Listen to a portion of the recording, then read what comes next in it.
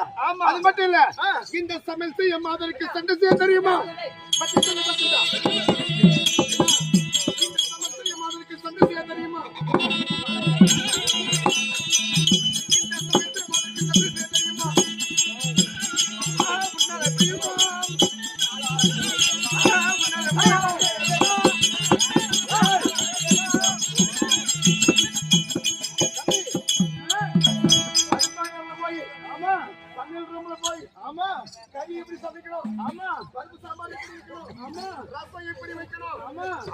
சமையல் செய்யக்கூடிய மாதருக்கு உனக்கு சண்டை செய்ய தெரியுமா? தெரியுமான்னு கேக்குறேன்.